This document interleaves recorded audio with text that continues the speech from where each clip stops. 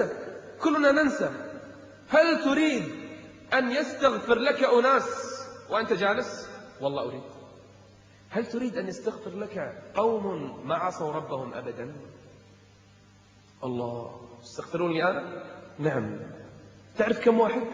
70,000 يجلسون يستغفرون لك من الصبح إلى الليل. يستغفرون لمن؟ لك أنت. كيف؟ أخبرني يا شيخ، علمني. 70,000 ملك جالسين من الصباح إلى المساء ما عندهم شغل إلا الاستغفار لك.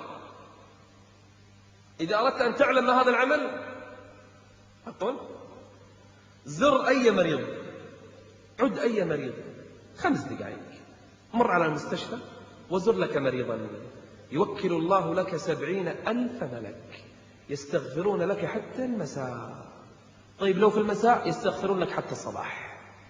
طيب لو كل يوم لك هذا الأجر. لكن أين الذين يفكرون؟ فرص. تريد أن تكون غنيا، هذا الغنى الحقيقي. ضيعت الناس، والله ضيعوا. شو يضرك في اليوم 10 دقائق؟ يسأل النبي عليه الصلاة والسلام أبا بكر، يقول للصحابة جميعا: من أصبح منكم اليوم صائما. طبعا لا تقول لي هذا رياء وإخلاص، لازم يجاوب اللي صايم، لأن النبي صلى الله عليه وسلم يسأل. قال: من أصبح منكم اليوم صائما؟ قال أبو بكر: أنا. من أطعم منكم اليوم مسكينا؟ قال أبو بكر: أنا. من عاد منكم اليوم مريضا؟ قال أبو بكر: أنا. من اتبع منكم اليوم جنازة؟ قال أبو بكر: أنا. أظن لو استمر السؤال لقال أبو بكر: أنا. قال: ما اجتمعنا في مؤمن في يوم إلا ودخل الجنة، وفي ذلك فليتنافس المتنافسون.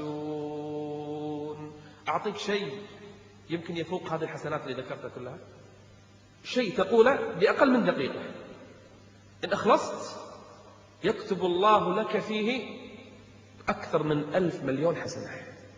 هذا حديث، أكثر من 1,000,000,000 حسنة وانت جالس الآن تقولها بعد. كيف؟ أخبرني. لكن وعد كل يوم تفعلها، لأن أغلب الناس ما يفعلونها. من استغفر للمؤمنين والمؤمنات كتب الله له بكل مؤمن حسنة. قلها الآن: اللهم اغفر للمؤمنين والمؤمنات.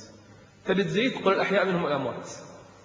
وانظر إلى مليارات من الحسنات. تقول: يا شيخ ما يصير، لأن هذا فضل الله، هذا كرم الله جل وعلا، هذا عطاء الله.